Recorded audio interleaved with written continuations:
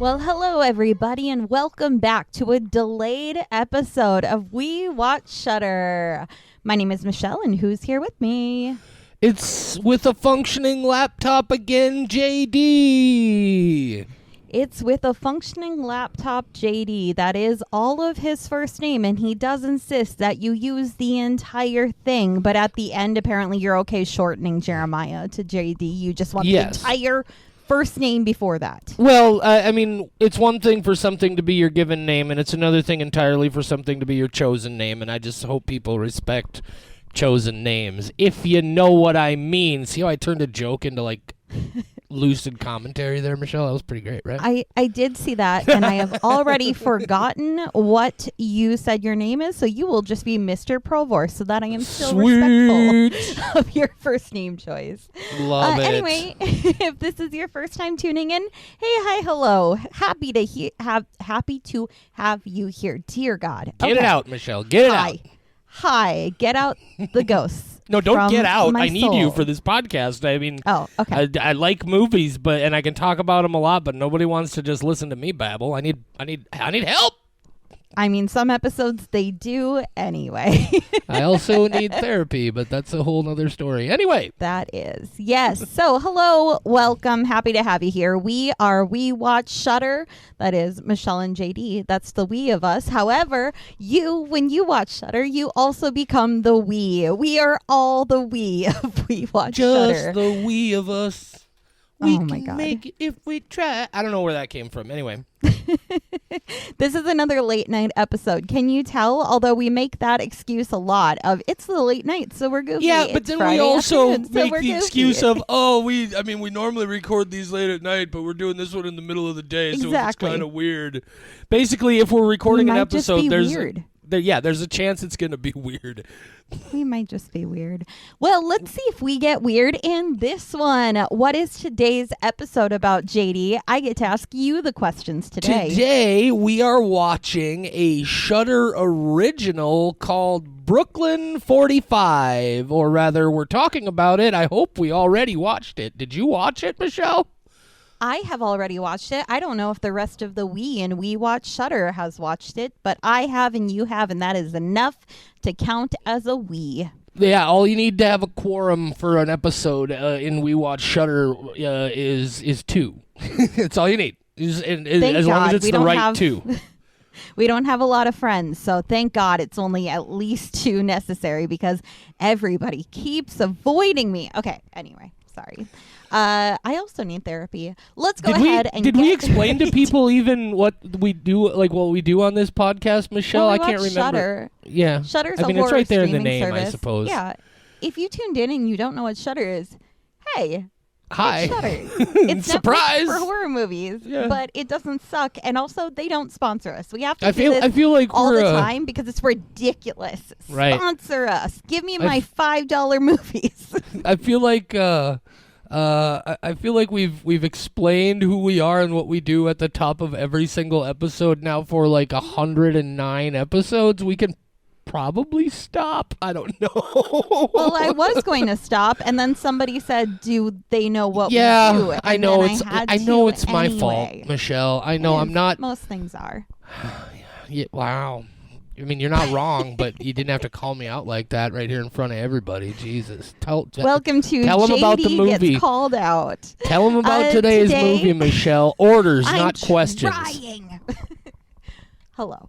Brooklyn 45 was today's choice of movie, and we watched it. It actually came out yesterday, and usually we watch the movie on the day that it drops, and then we drop our episode at midnight Central Standard Time on, I guess technically it's like 12:01 the following day, but yesterday JD had laptop problems, so we're giving you this a day late. I'm so sorry. If you we're late. Yeah, I promise we'll bring the extra heat on the podcast for the lateness to make up for it. This is so much extra heat. Muy caliente, as they might say. So we're watching yesterday's release today. I hope Fuego. that's not illegal. I hope that if you subscribe only to hear us review the movie within 24 hours of its release, that you will still love us. I need you to love me. But yeah, without further delay, since we already delayed it 24 hours, should we talk about this movie? I think I'm going to start by reading the IMDb description of this movie. I think we should just call it a night and go to bed. Well, I'm not going to bed tired. because I'm not Zelda. tired. I'm I very am not nowhere tired. near. I'm nowhere near finishing Tears of the Kingdom, so I That's gotta fair. go do that. I'm so tired, but I will continue playing. In that case, then yes, Yeah. I agree. Okay. We should probably tell them about the movie. We should. So we're going to read you the tagline. We're going to tell you our spoiler-free thoughts. Then we're going to tell you that if you haven't seen it, you should go watch it. And then we're going to go to the spoiler section. That is the structure of our show. Pretty unless much how it JD works. forgets the structure, and then sometimes it is out of order. It does So- happen. First off, the IMDb description, because it is nice, succinct, and does not tell you too much about this movie. 5 military veterans, best friends since childhood, gather together to support their troubled host, and the metaphoric ghosts of their past become all too literal. A Shudder original. JD, would you like to hit us with your spoiler-free thoughts of Brooklyn 45? I would love to, Michelle. I actually, I've now watched this movie twice. I love this movie. I love a lot of different things about it. I think it does things and does them in ways that. This is a movie that I wish would get a much bigger, big push release and be put on a whole lot more people's radars, because I think this movie is that good, but also I understand maybe why it didn't, because it does things, and this is all going to sound really confusing until we get into the spoiler section, but it does things that a huge blockbuster movie can't do. And a lot of that, I mean, just by who is involved in the movie and other things about it. But I love the story here. I think the script itself is awesome. There's great balance between some really intense dramatic performances and some great acting on display here, in between a few different kinds of really sudden and impactful horror moments. I loved this movie. I've watched it twice in 2 days. This is a 5-skull experience for me. I loved it. Okay, JD is giving this movie a 5. JD, would you like to hear my spoiler-free thoughts of this movie? I would. I am surprised whenever we agree. I also fucking love this movie for a lot of the things that you talked about.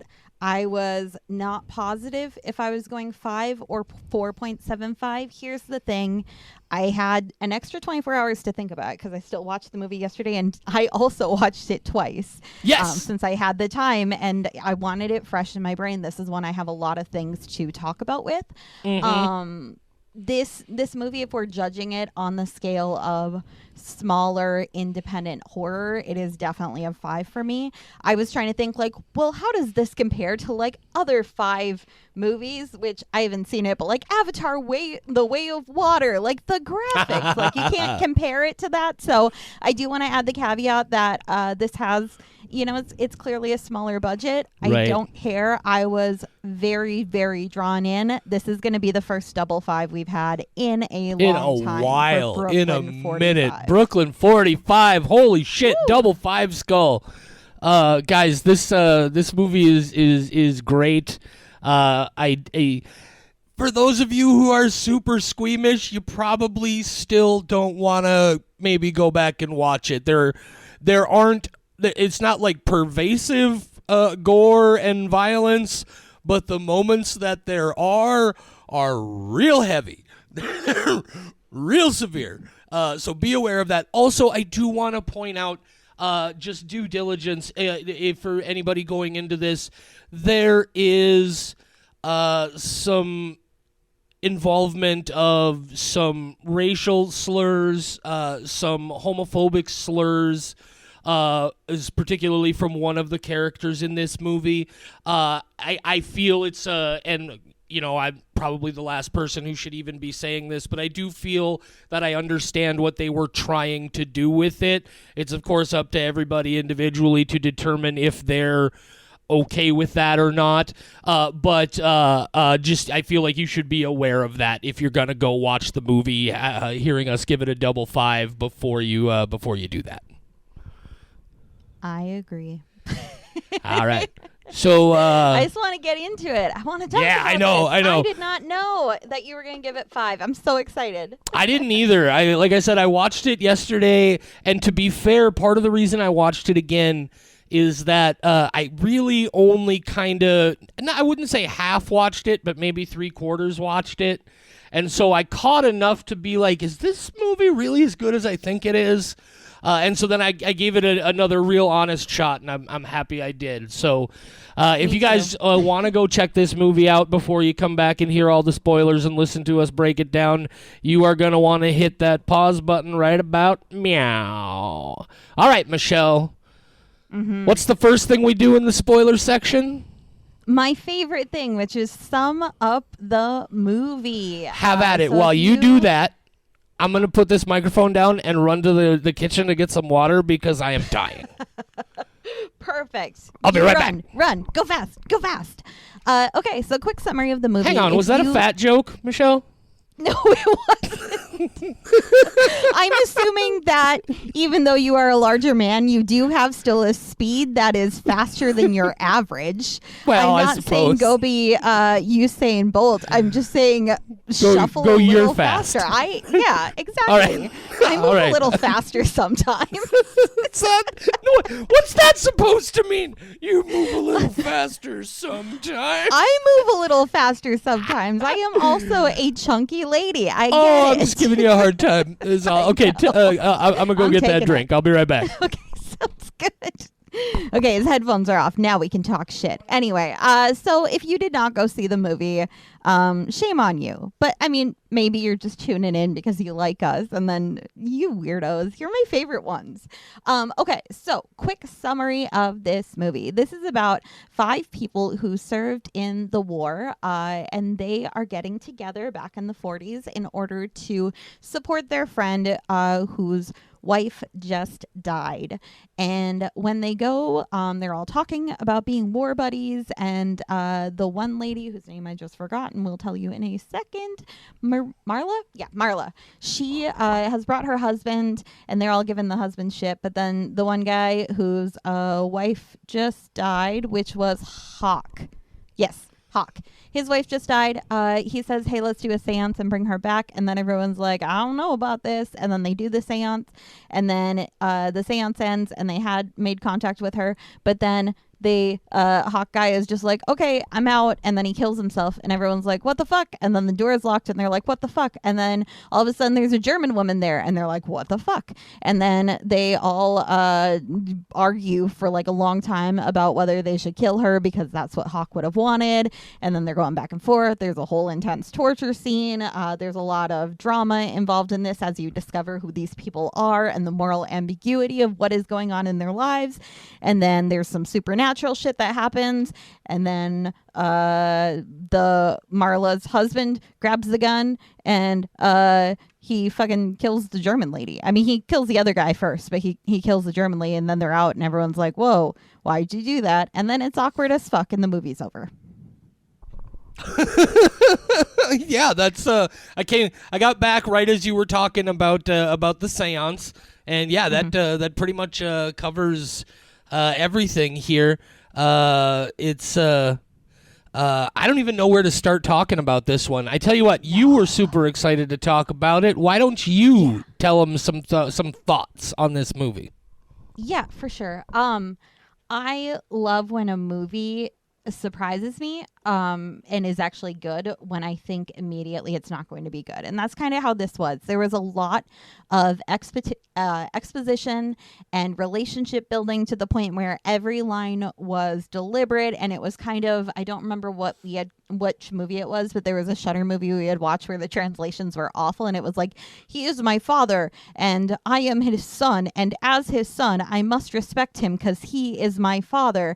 And that's almost what this felt like at points of like, driving home constantly. Like every single line was meant to tell you something else. There was no filler line. And sometimes I like that. Sometimes I like dialogue that is very pointed, but it just felt like, oh, this is going to be so just like in your face and not like dumbing, or it's gonna be dumbed down.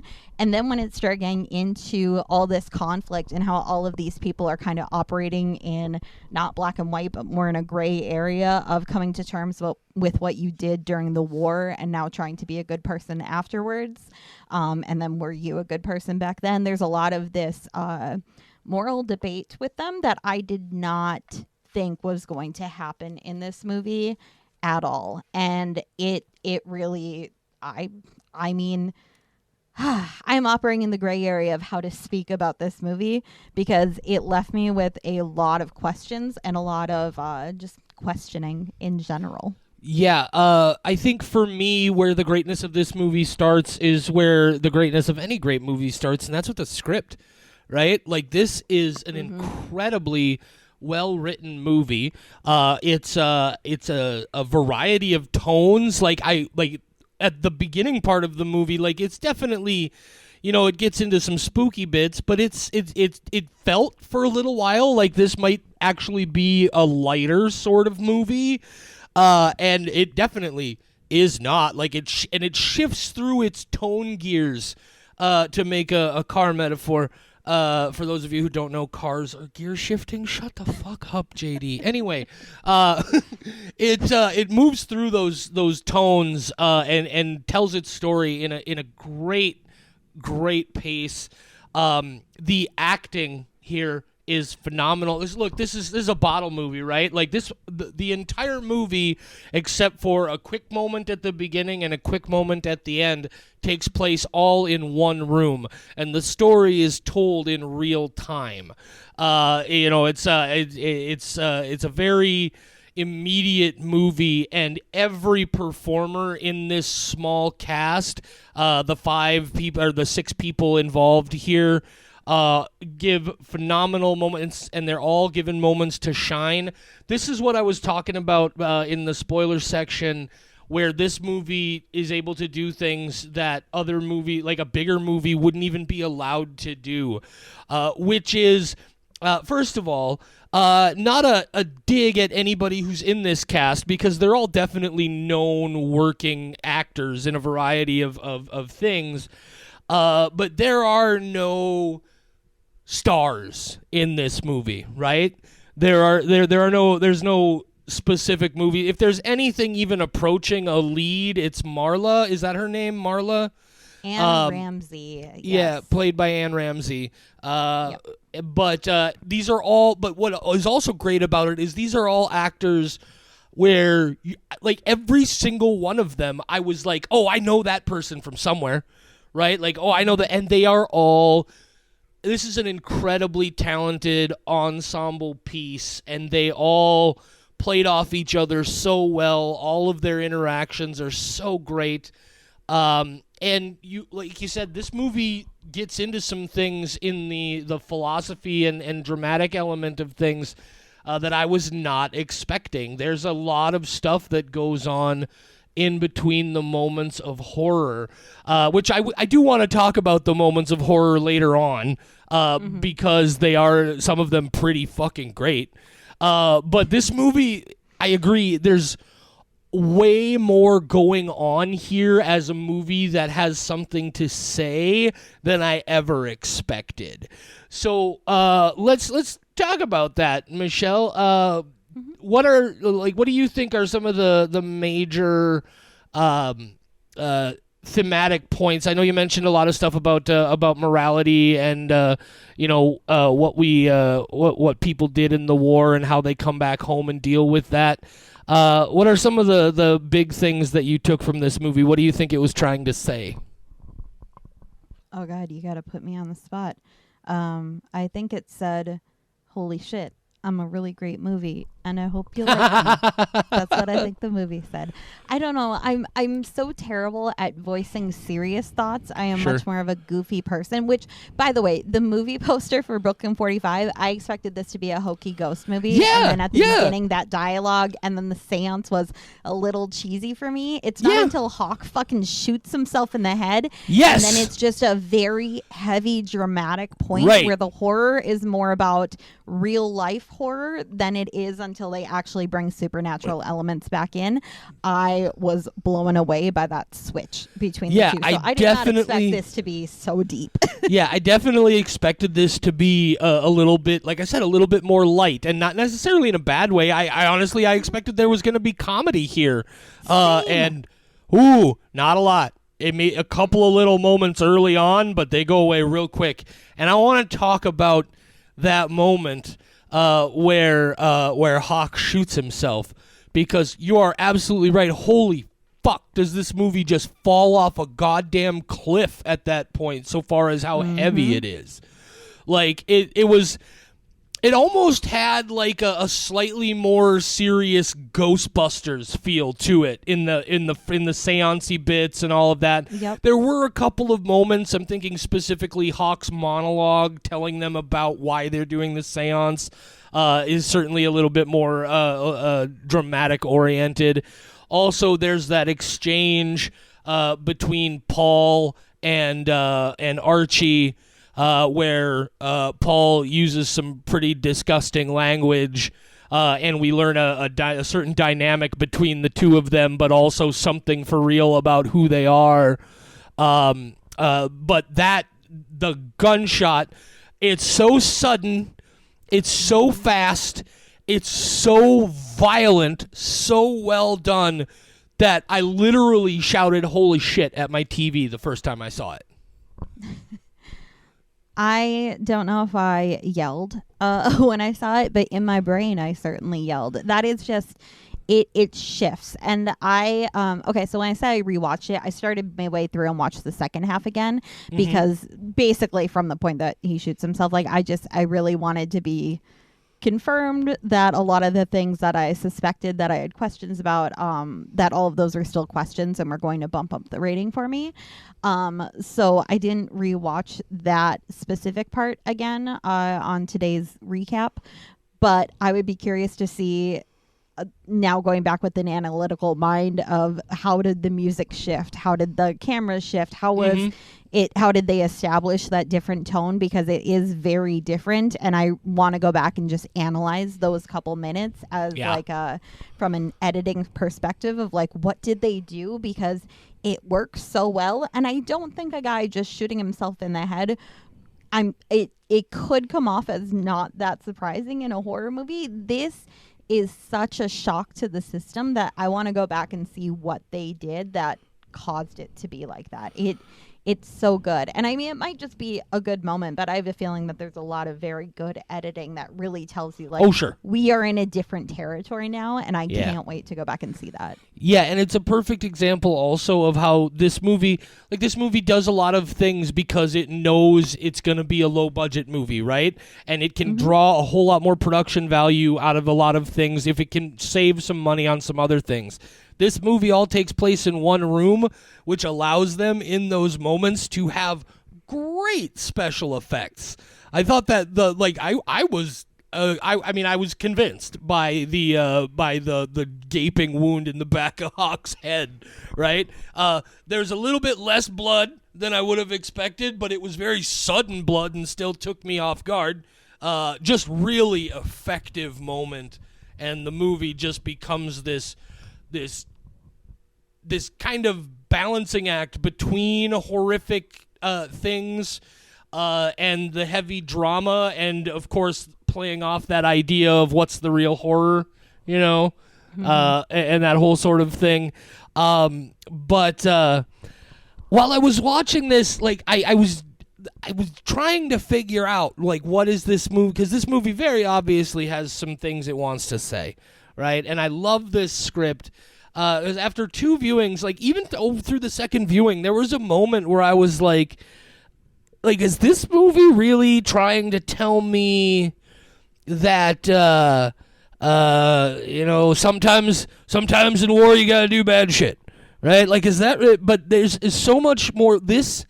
Um, uh, this seems to me to be obviously a very anti-war, I don't want to say anti-military. I think anti-military industrial complex, and the way that these soldiers are like the way they're trained and the way they're psychologically connected to this idea of their group and doing whatever is necessary to protect them.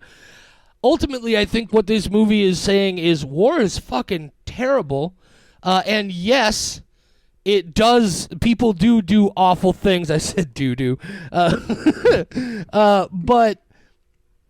And yes, some of the people in war who do those awful things are awful people, and that's Paul, right? That's Hawk. But also, I do appreciate that it very much takes the position that there are also some people who do things in war that they never would have done without being in that specific context, and we have to reckon with that. We have to for me the most moving scene in the movie in weird ways is the torture scene, and in particular Agreed. I really want to talk about that. Yeah, the lead up to it, like Marla is like, you can tell like she has gone out of her way. Like, these guys have all been spending the whole movie like, how did you just go to the Pentagon and find a desk? And what they don't understand is that she knows she did horrifying things, and she wants to, now that she's home, get as far the fuck away from it as she can. And now they're bringing her back into it.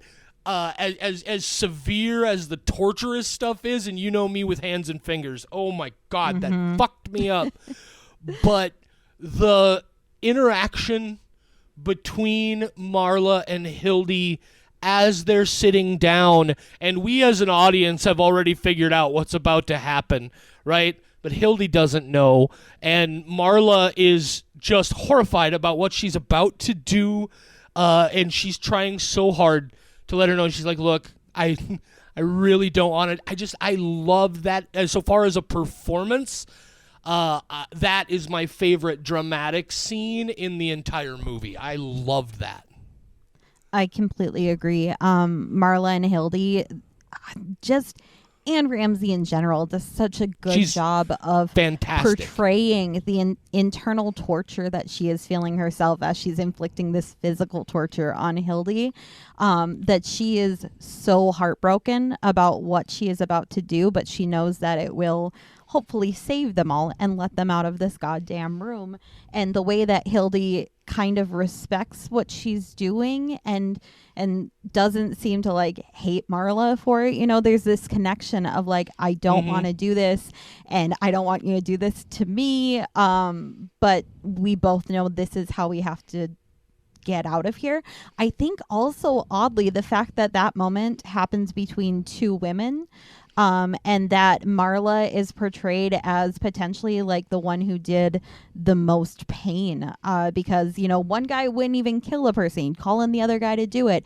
One guy had burned a lot of children, but didn't know he was doing it. Marla might have claimed the most lives. I don't know if she killed, but she definitely hurt a lot of people. And the fact that it was a woman doing that, and all of that, like, men are very, kind of proud of what they did, and she is so begrudgingly acknowledging, yes, I am very good at this, but I felt just a lot of pain for her, and I felt so much sympathy for her, because up until that point we have not seen what she's done, and it's hard to hear them talk about what she did in the past and connect it to this woman who seems very sweet and friendly, and we don't have that connection until we actually get to see her do it. And it makes me wonder how many of those moments she had during the war too, of, I don't think that you did this, but we both have to get out of here, and this is how we're going to do it. Yeah, and there's that beautiful moment in that scene where Anne Ramsey just suddenly shifts from Marla, the person who hates what's about to happen and is trying so hard to just ensure, like, look, I'm only going to do what I have to do, and I'm so sorry about this, and then immediately becomes Marla the interrogator. And it's a powerful shift. And there's no cuts. It's not two different things. It's one take. She goes from this, just from one person to a completely different person. And I think you're right. Like, I think those four characters, all five of them really, I think they all represent different points on a scale, right? A moral scale in a lot of ways, if you will, and I guess Bob is maybe a what we could call a free radical, but you have Paul, who's the farthest down, right? Paul is the guy who, like, I will kill and do whatever, and I don't care because I believe I'm right and you're wrong. And it's not even about I did what I had to do. Like, he has no conscious or moral objection to anything he did in any way. And then you have Hawk, who is the guy who he has no moral objection to it, yet for some reason he can't do it himself. So he's perfectly okay with sending other people off to do it, but he can't do it. And then you have Archie, who is the guy who, like, he's willing to go to a certain extent, but also, like, probably, like, they make a very strong argument there that a big part of why he did what he did was that the sort of, I don't want to use the word brainwashing, but maybe it's the right word. I don't know, that whole idea of I had to protect my friends, my buddies, my foxhole mates, no matter what. He knew there were kids in there, man. He knew, and he still did it. And I think that's a very interesting character. I think it's no small thing whatsoever that there is the homosexuality element in there. I think that adds some real heavy context to that in a lot of ways. And then, of course, you have Marla, who did the terrible things, but more actively recognizes that none of it was good. Even the stuff that she did that saved lives is probably still not justified. I think it's like a wonderfully balanced script. It says a lot of things. I think it's anti-war. I think it's anti-military industrial complex, but it also wants you to understand that is a very real point. Sometimes people in that situation do things that they never would have done. And, you know, it's a very interesting portrait of morality on a lot of levels. I really enjoyed that a lot. Did you also pick up on, and I'm assuming, go ahead. Do you have something to add there? No, that's okay. I just want to, well, okay, I'm going to go on a little bit of a tangent based on what you just said. Sorry. But you mentioned the scale that everybody's kind of on here, and you left Bob off the scale. But I think what makes this such a powerful movie is the fact that Bob would probably be even further than Marla down that scale at the beginning of the film, where he's like, war's bad, guns are bad, all of this is bad, I don't care, like, this guy's a war criminal, he's awful, I don't care that he's your friend, we said we would never hang out with him again. He is very anti everything that they are all about, and then at the end he is the one who kills two people. And that's why I think that that's why I say Bob is more of a free radical, right? I think the other four are fixed points on the scale, and Bob is the shift. And that's something that I love that they did with that character, because it's textbook, just like Joe Schmo in the background that you never would expect.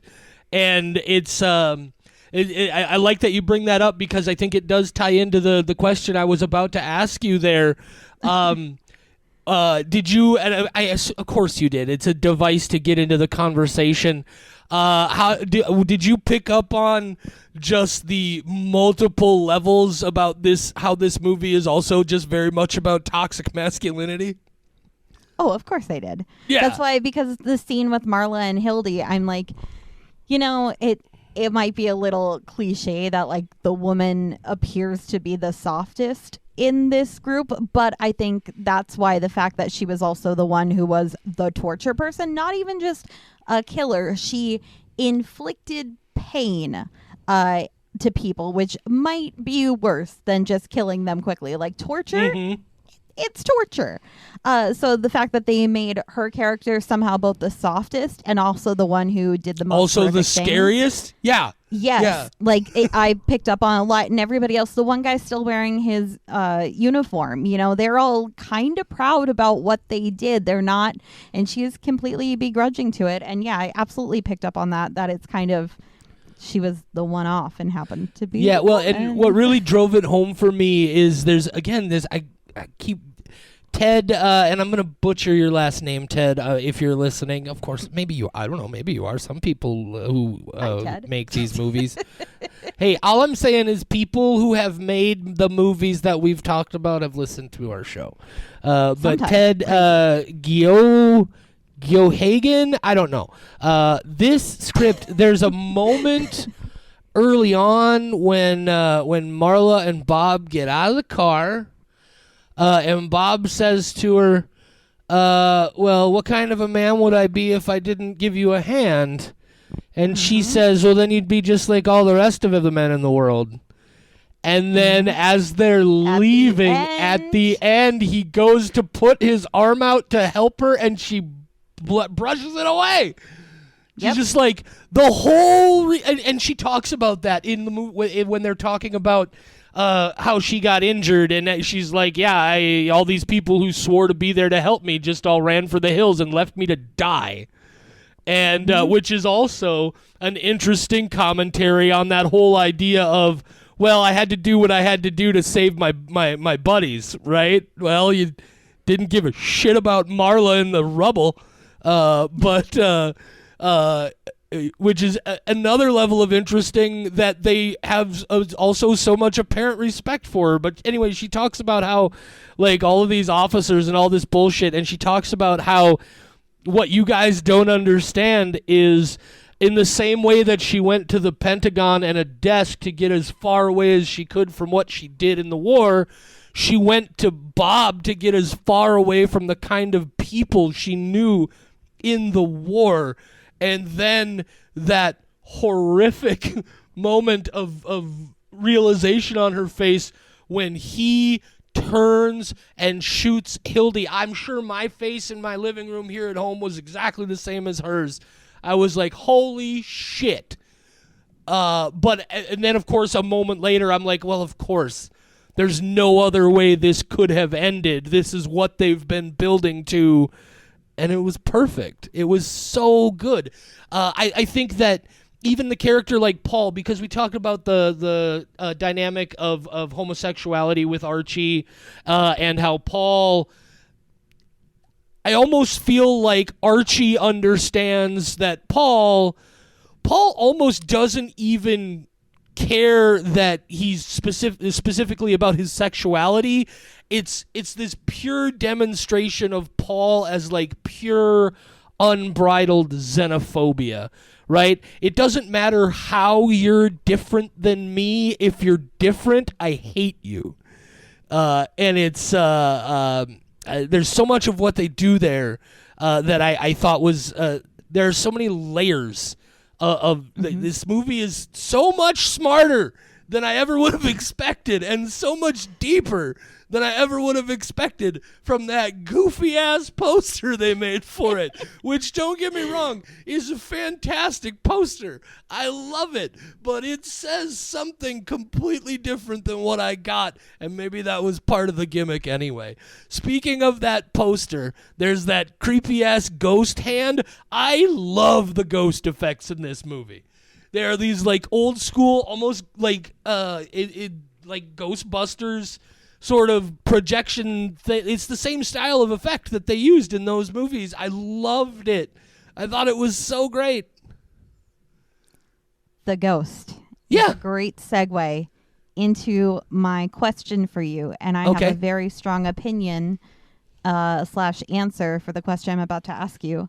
Hildy spent the entire movie being this innocent bystander who was drug into this whole thing and was about to die because of xenophobia and the fact that these people can't just let the war be gone and can't just move on and can't accept that, German people might just be citizens and regular everyday people. Like, they have to be the enemy. Did Hildy kill the woman who... You're goddamn right she did. Yes, she did. You're goddamn right she did. And she did it because she was a terrified mother who is suddenly being harassed by these military heroes of some sort as Germans in the immediate post-World War II world. Yeah, she absolutely killed that crazy bitch. Absolutely. Mm-hmm. So this movie it tells you that both Bob and Hildy, the most innocent people in this scenario, you would think that they do exactly what the other veterans do, which is when you're put in a situation where you feel like you have to protect yourself or your loved ones, you might do terrible things. And the fact that turns around at the end is... just, this script is so fucking good. Ted, I am going to Google how to say your last name because I think I love you and I need to know how to pronounce it. It's so great. I also, of course, there's the repeated motif of that thing that Paul said repeatedly and then Marla says at the end, where the question is asked, or somebody says, the war's over, and the response is, says who? Is it?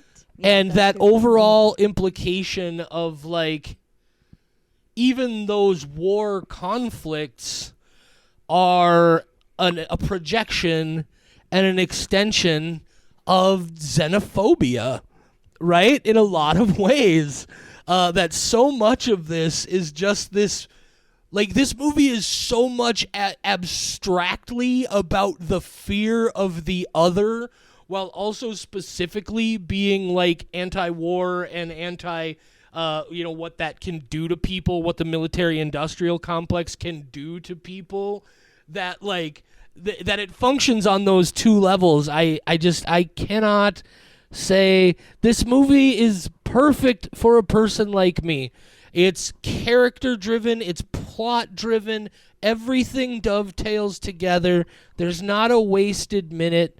It's so good. I love this movie is about the story it tells. It's not about being flashy in any other way than just a good fucking story told well. I love squelching subtitles. I'm not gonna Are you talking about the one I think you are? Probably not, because the one squelch that I caught, and I was going to ask you after 2 viewings to get me if you caught them at any others. The one I caught was not the one radio! That I would have thought. Yeah, okay, you did. Yes! So that the movie, even in how much I love any subtitle that has the word squelch, the one thing, despite everything else going on in the movie, is radio squelches. Yes! And that's where you're going to give me... This movie subverts all my expectations, even as far as squelching subtitles are concerned. That was so great. God, the practical effect of him just bashing his face into the table I was just repeatedly. about to talk about that. I was going to say we can't end this without talking about Hawk coming back from the dead, possessed by... Because that's the thing. We've been talking about all the drama of this movie, but meanwhile, they are still trapped in some seance dimension. The doorway is open to the spirit realm. Weird shit continues to happen on and off. And when he bashes the fuck out of his face on that, he just keeps slamming and slamming, and his face just gets more and more and more fucked up. I was like, God, would you please stop? It was fucking great, but gross. Oh my God. The thing I love about that effect is, first off, just A+ practical effect. It was great. But then when he's finally done and he's just sitting back and you're taking in the carnage of what he has done to his own face, right as it's getting to the moment where I stop just being in the moment and start thinking, how did they do that? Is that a mask? Is it him with lots of makeup? The eye blinks, and I just love that detail for people like me who were oh, so it's not just a mask. It might be an animatronic of some sort, or like a puppet kind of situation, which is what I think it is. I don't think it's him in makeup, though I am very curious. But the fact that they add a little blink, so it's like, I don't know for sure. Thank you, Yeah, movie. I imagine it's This is probably a just so fucking combination good. of things, right? Yeah. Like the first few hits might be him in makeup. Oh, and yeah. then I meant the they very shift- last one. But yeah, that last one is fucking Woo! carnage. Like, he fucked his face up. Oh my god. Oh God, this movie. yeah, this movie was super super good. I'm glad we got to see it. Do you, by chance, off the top of your head, Michelle, remember what the last double five we had was? No, but I can I tell can you find very out quickly. real quick. It was Texas Chainsaw Massacre, but that doesn't really count. Right, I'm bringing up the We double haven't five had a double list. five since last Tigers Are Not year. Afraid was a double five. Oh, but I meant like of our new releases. Resurrection. Resurrection. Yeah, was our Resurrection last was five. the That last a long one, so time that ago. was way back in February, I think. Yeah. Although I Or do no, feel Resurrection like we was agree back on- at the end of last year. I was thinking of Nocebo for some reason. Yeah, Resurrection goes Oh, all yeah. the way back to last year. Yeah. We've agreed a lot in 2023 apparently, which Right. is weird. Let's go back to having lots of arguments. Maybe I think our that's much more entertaining. in a weird way, our horror fan tastes are syncing up the way people with ovaries will have their cycles sync up.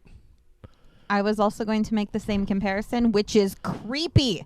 We're syncing up, JD. Our ovaries are communicating to one another. I'm gonna start Well- doing that. By the way, I'm not even gonna use like biologically male or anything. I'm gonna say people with ovaries and people without ovaries. That's the way I'm gonna. I'm not even gonna go. Oh, that's the binary world that you're yeah, boxing I'm not the even rest of gonna us go into? with genitalia. I'm going. Look, there's people with But, like, ovaries, what if and there's I have people friends with without just ovaries. one ovary. Where do they fit on your binary scale of how? What, things people who've must had their be? ovaries surgically removed? No, just one ovary. Well, that's. Where do I mean, they it's fit? an ovary, right? I mean, clearly they're You a said step people with below ovaries. full pure blood 2 ovary women. Oh, Wow, Jesus! What did I I can't just- believe you're going to Wow. go pure blood about the ovary. Oh my I God! have so many. That was not a little bit of first year edgelord open Satire. mic stand up comedian Yeah. JD Oh, sneaking God. back out of me there for a minute. I'm sorry. Oh guys. my God.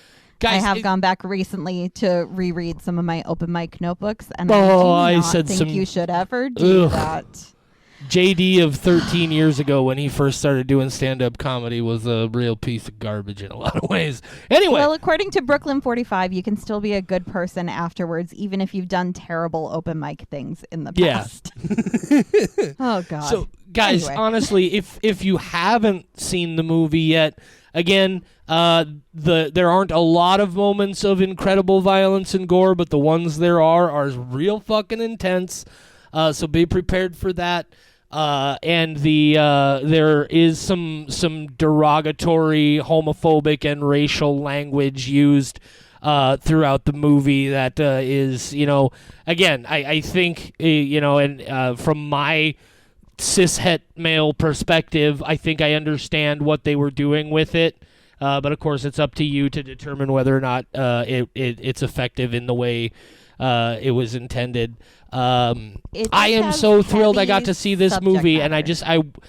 I wish it would have gotten the opportunity to get a bigger push, but I also understand why it couldn't. I do honestly believe this is a movie that's going to get a lot of word of mouth and will be, I think this is going to be on a lot of people's best of 2023 lists.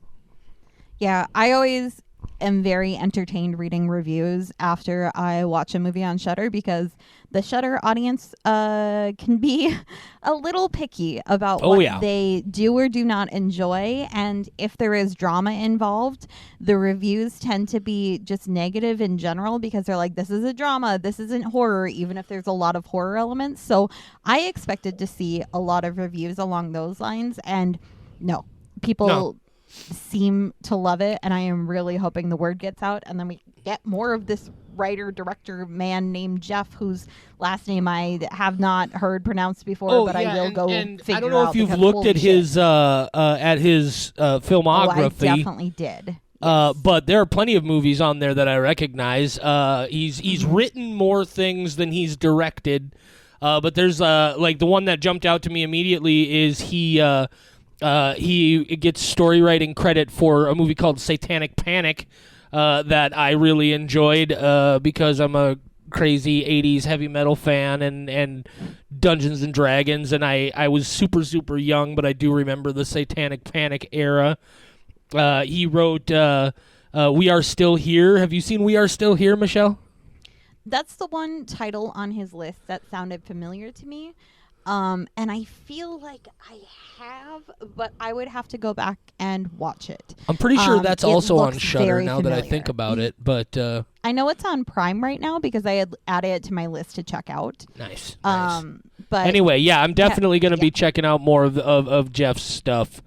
This movie just blew me the hell away. You called him Jeff. His name is Ted. His last Jeff. name is like Jeff again. I don't know. Goff. Well, yeah. Maybe. Anyway, we'll figure it out because we have a new whatever your name is, Ted, Jeff. We loved your movie. We loved it. Jeff Tedigan. Right, Jeff Tedigan. That'll be his name forever now. We'll tag him on Twitter. Even though at the beginning of this episode, we said that we respect names. So throwback on that note, should we do our plugs?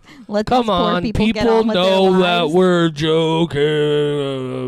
No, yes, what do we have to plug? Yeah. I was trying to think Facebook, of like a Instagram, bathtub Twitter, or kitchen and sink. TikTok at We Watch Shudder on all 4 of those. Check out our website, WeWatchShudder.com, which includes a variety of things, including the Squelch files, which will soon include an image of radio squelching from Brooklyn 45. Michelle, how many squelch pictures are up there at this point? I have not made any progress since the last time you asked me. I am still just a little over 500. I am ashamed. I have a long list. I know the subtitles exist out there, but I can't get them to work on the platforms. Fucking SpongeBob. I'm still so mad about SpongeBob. We won't get into it. So many squelches and squelches in SpongeBob, and none of the fucking subtitles work on Paramount or SquarePants. Whatever else, Peacock, whatever else SpongeBob is on. Wherever you listen to us, guys, if you could throw us a rating and a review, even just if you click a number of stars, I would appreciate it if it was a positive number of stars. But even if you could just give us some kind of review or feedback, we very much appreciate that. If there are, some weeks there aren't new releases for us to talk about, so we go back and pick up archive titles from Shudder. We try to stick to the originals and exclusives, but it's not an absolute necessity. If you have something you'd like to maybe hear us talk about in one of those off weeks, shoot us a message on any of those social medias. We got an email address, mail@wewatchshudder.com. Let us know what you'd like to hear us talk about, and we will probably do that. I believe we've fulfilled every request we've received to date. There is one on the backlog, but it's because it was a friend of yours who half-assed said, you should check this out sometime, and not an official request. So I have one on my list. But every other thing, hell yeah, we love requests. We love to hear what you think is worth checking out, because there is a lot of gold out there in horror land. All right, well, we've taken up almost an hour of these people's time here today, Michelle. I think we had a lot of good things to talk about. I think if we were going to do damn near an hour, this was the one. What a fantastic movie. I'm definitely going to be recommending this to as many people as possible. I'll probably watch it 2 or 3 more times before the end of the year. I very much expect this to be on my end of the year top 10 for sure. Of course. It got 5 from both of us. It was Right. already on my list that I have started of best movies of 2023. So For sure. Yeah. All right, guys. Thank you so much for tuning in to We Watch Shudder. We'll be back again. At the very soon. least, it'll be a Very week, or no more than a week. I don't know what I'm trying to say. Say goodnight, Michelle. Good night, Michelle.